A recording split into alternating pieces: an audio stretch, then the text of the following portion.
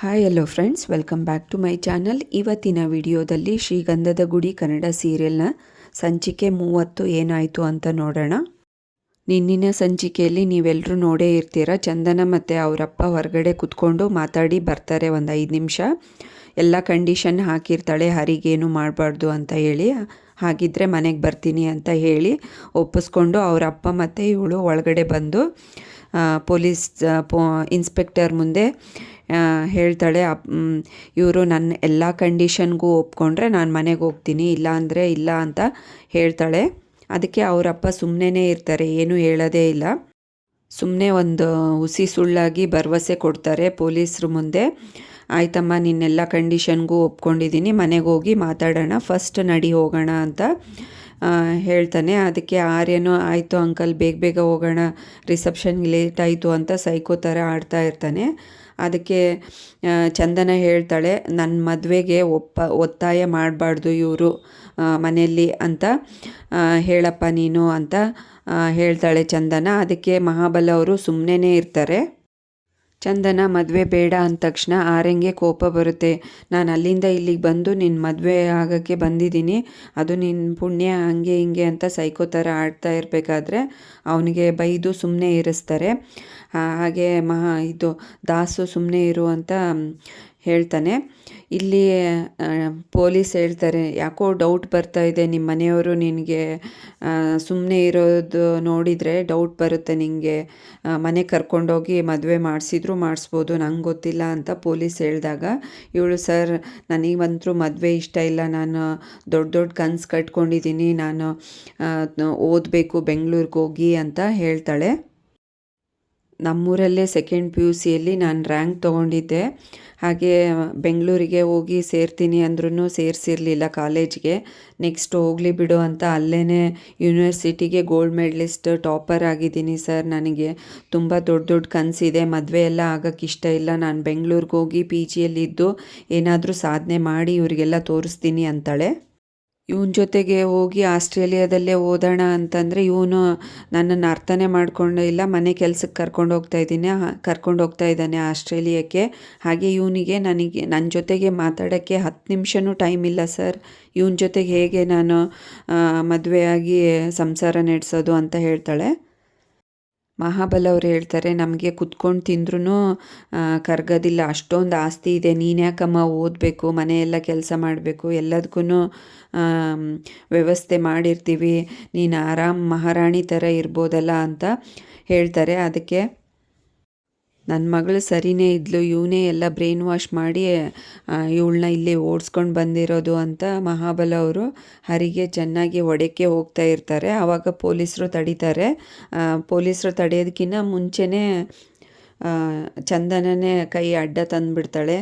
ಅಪ್ಪ ಅಂತಂದು, ಅವ್ರದ್ದೇನು ತಪ್ಪಿಲ್ಲ, ನಾನೇ ಅವ್ರನ್ನ ಕರ್ಕೊಂಡು ಬಂದಿರೋದು, ನನಗೆ ಸಹಾಯ ಮಾಡಲಿ ಅಂತ ಹೇಳ್ತಾಳೆ ಪೊಲೀಸ್ ಇನ್ಸ್ಪೆಕ್ಟರ್ ಮುಂದೆ. ಇವರಿಬ್ಬರು ಪೊಲೀಸರು ಮಾತಾಡ್ಕೋತಾರೆ, ನೋಡಿ ಸರ್ ಅವಳು ಹರಿಗೆ ಎಷ್ಟು ಸಪೋರ್ಟ್ ಮಾಡ್ತಾ ಇದ್ದಾಳೆ, ಹುಡುಗನಿಗೆ ಇವಳಿಗೆ ತುಂಬ ಲವ್ ಇದೆ ಅಂತ ಇಬ್ಬರು ಮಾತಾಡ್ಕೋತಾರೆ. ದಾಸ್ ಹೇಳ್ತಾನೆ, ಮೊದಲು ಮನೆಗೆ ಹೋಗೋಣ ನಡಿ ಅಂತ. ಚಂದನ ಅಳ್ತಾ ಇನ್ಸ್ಪೆಕ್ಟರ್ ಮುಂದೆ ಹೇಳ್ತಾಳೆ, ಸರ್ ಪ್ಲೀಸ್ ನನ್ನನ್ನು ಇವ್ರ ಜೊತೆಗೆ ಮಾತ್ರ ಕಳಿಸ್ಬೇಡಿ ಪ್ಲೀಸ್, ನಾನು ಹೋಗೋದಿಲ್ಲ ಅಂತ ಹೇಳ್ತಾಳೆ. ದಾಸ್ ಹೇಳ್ತಾನೆ, ಹೀಗೆಲ್ಲ ಆದರೆ ನಡೆಯೋದಿಲ್ಲಪ್ಪ, ಮೊದಲು ಅವಳನ್ನ ಎಳ್ಕೊಂಡು ನಡೀರಿ ಅಂತ ಹೇಳ್ತಾನೆ. ನೋಡಿ ಸರ್, ನನಗೆ ಒಂಚೂರು ಸಪೋರ್ಟ್ ಮಾಡೋದಿಲ್ಲ, ಚಂದನ ಇನ್ಸ್ಪೆಕ್ಟರ್ ಮುಂದೆ ಹೇಳ್ತಾಳೆ. ಇವರೆಲ್ಲ ಹೀಗೆ ಮಾಡ್ತಾರೆ, ನನಗೆ ಕರ್ಕೊಂಡೋಗಿ ಮದುವೆ ಮಾಡಿಬಿಡ್ತಾರೆ, ನನಗೆ ಯಾರೂ ಸಪೋರ್ಟ್ ಮಾಡೋದಿಲ್ಲ ಅಂತ ಹೇಳಿದಾಗ, ಹರಿ ನಾನು ಸಪೋರ್ಟ್ ಮಾಡ್ತೀನಿ ನಿಮಗೆ ಅಂತ ಜೋರಾಗಿ ಹೇಳ್ತಾನೆ. ಆವಾಗ ದಾಸ್ ಹೇಳ್ತಾನೆ, ಹೀಗೆಲ್ಲ ಆದರೆ ನಡೆಯೋದಿಲ್ಲಪ್ಪ, ಇದಕ್ಕೇನೋ ಒಂದು ವ್ಯವಸ್ಥೆ ಮಾಡಬೇಕು ಅಂತ ಹೇಳ್ತಾನೆ. ನಿಮ್ಮ ಇನ್ಸ್ಪೆಕ್ಟರ್ ಹುದ್ದೆಗೆ ಗೌರವ ಕೊಟ್ಟು ಸುಮ್ಮನೆ ಇದ್ದೆ ಇಲ್ಲಿವರೆಗೂ, ಇನ್ನು ಈ ಮಹಾಬಲ ಯಾರು, ಅವನ ಪವರ್ ಏನು ಅಂತ ತೋರಿಸ್ತೀನಿ ಅಂತ ಎಲ್ಲರ ಮುಂದೂ ಜೋರಾಗಿ ಚಾಲೆಂಜ್ ಮಾಡ್ತಾರೆ ಮಹಾಬಲ ಅವರು. ಅದಕ್ಕೆ ಇನ್ಸ್ಪೆಕ್ಟರು, ಓ ಬಾಪ್ರೇ ಬಾಪ್, ಇದು ಏನಾಯಿತು ಕೇಸು ಅಂತ ಅನ್ಕೋತಾರೆ. ಮಹಾಬಲ ಅವರು ಫೋನ್ ಮಾಡೋಕ್ಕೆ ಹೊರಗಡೆ ಹೋಗ್ತಾರೆ.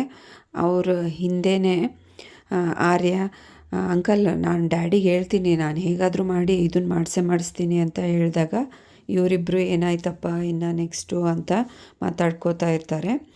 ಅಷ್ಟರಲ್ಲಿ ಪೊಲೀಸರು ಮಾಡಿಸ್ಲಿ ಯಾರಿಂದ ಇನ್ಫ್ಲೂಯೆನ್ಸ್ ಮಾಡಿಸ್ತಾರೋ ನೋಡೋಣ, ಅದನ್ನು ನೋಡೇ ಬಿಡೋಣ. ನೀವು ಹೇಗೆ ಅಂತ ನಿಮ್ಮ ಹಿಸ್ಟ್ರಿ ಗೊತ್ತಿಲ್ಲ ಬಿಡಿ ಸರ್ ಅವ್ರಿಗೆ ಅಂತ ಕಾನ್ಸ್ಟೇಬಲ್ ಹೇಳ್ತಾರೆ. ಈ ಕಡೆ ಹೊರ್ಗಡೆ ಆರ್ಯ ಮುಂದೆ ಅಂಕಲ್ ನಾನು ಅಪ್ಪಂಗೆ ಹೇಳಿ ಮಾಡಿಸ್ತೀನಿ ಅಂದಾಗ ಸುಮ್ಮನಿರಪ್ಪ ಎಲ್ಲ ನಾನು ಮಾಡ್ತೀನಿ ಅಂತ ಹೇಳ್ತಾರೆ. ಕಾಲ್ ಮೇಲೆ ಕಾಲ್ ಮಾಡಿಸ್ತಾನೇ ಇರ್ತಾರೆ. DGPಯಿಂದ IG ಇವರಿಗೆ ಇದು ಯಾವುದಕ್ಕೂ ಬಗ್ಗೋದಿಲ್ಲ ಇವರು ಇನ್ಸ್ಪೆಕ್ಟರು. ಈ ಕಡೆ ಚಂದನ ಬೇಜಾರಾಗಿ ಕೂತ್ಕೊಂಡಿರ್ತಾಳೆ. ಹರಿನೂ ಸಮಾಧಾನ ಮಾಡ್ತಾನೆ. ನಾನಿದ್ದೀನಿ ಮ್ಯಾಮ್, ನೀವೇನು ವರಿ ಮಾಡ್ಕೋಬೇಡಿ, ನಾನು ಹೇಗಾದರೂ ಮಾಡಿ ನಿಮಗೆ ಬೆಂಗಳೂರಿಗೆ ಕರ್ಕೊಂಡು ಹೋಗ್ತೀನಿ ಅಂತ ಭರವಸೆ ಕೊಡ್ತಾನೆ. ಇಬ್ಬರು ಕೈ ಮೇಲೆ ಹಿಡ್ಕೊಂಡು ಸಮಾಧಾನ ಮಾಡಿಕೊಂಡು ಒಬ್ರಿಗೊಬ್ರು ನೋಡ್ತಾ ಇರಬೇಕಾದ್ರೆ ಇವರಿಬ್ಬರು ಪೊಲೀಸರು ಇವರಿಬ್ಬರನ್ನೇ ಅಬ್ಸರ್ವ್ ಮಾಡ್ತಾ ಇರ್ತಾರೆ. ನೋಡಿ ಸರ್, ಎಷ್ಟು ಡೀಪ್ ಲವ್ ಇದೆ, ಇವರಿಬ್ಬರು ಅಂಡರ್ಸ್ಟ್ಯಾಂಡಿಂಗ್ ಚೆನ್ನಾಗಿದೆ ಅಂತ ಕಾನ್ಸ್ಟೇಬಲ್ಲು ಇನ್ಸ್ಪೆಕ್ಟರ್ ಮುಂದೆ ಹೇಳ್ತಾರೆ. ಇನ್ಸ್ಪೆಕ್ಟರ್ ಕಿವಿಯಲ್ಲಿ ಕಾನ್ಸ್ಟೇಬಲ್ ಹತ್ರ ಹೇಳ್ತಾರೆ, ಹೀಗೆ ಮಾಡಿ ಪ್ಲ್ಯಾನ್ ಮಾಡಿ ಈ ಪ್ರಾಬ್ಲಮ್ನ ಸಾಲ್ವ್ ಮಾಡೋಣ ಅಂತ ಇಬ್ಬರು ಮಾತಾಡ್ಕೋತಾರೆ. ಹೋಗು ಅವ್ರನ್ನ ಕರೆದು ಅಂತ ಹೇಳ್ತಾರೆ. ಕೂತ್ಕೊಳ್ಳಮ್ಮ, ನಿನ್ನ ಜೊತೆಗೆ ಮಾತಾಡಬೇಕು ಅಂತ ಹೇಳ್ತಾರೆ. ಹರಿ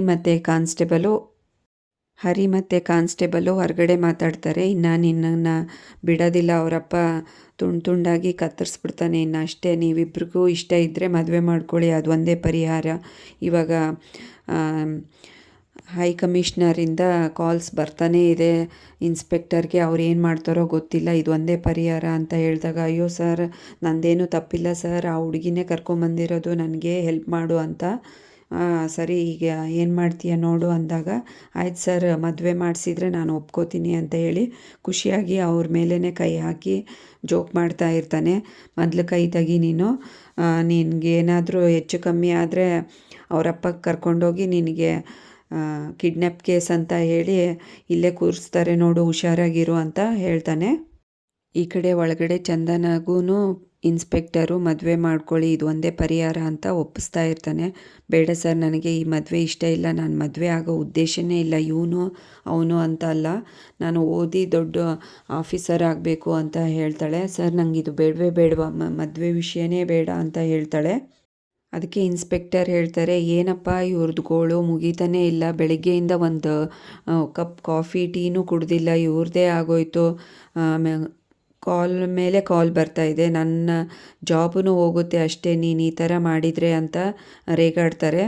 ಈ ಹುಡುಗ ಒಳಗಡೆ ಹೋಗ್ತಾನೆ ಕಿಡ್ನ್ಯಾಪ್ ಕೇಸಿಂದ, ನಾನು ಸಸ್ಪೆಂಡಾಗಿ ಮನೆಗೆ ಹೋಗ್ತೀನಿ ಅಷ್ಟೇ, ಇನ್ನು ನೀವು ಈ ಥರ ಮಾಡಿದರೆ ಬೆಳಗ್ಗೆಯಿಂದ ನಿಮ್ಮದೇ ಕತೆ ಆಯಿತು, ನಮ್ಗೆ ಬೇರೆ ಕೆಲಸ ಇಲ್ವಾ ಅಂತ ಬೈತಾನೆ.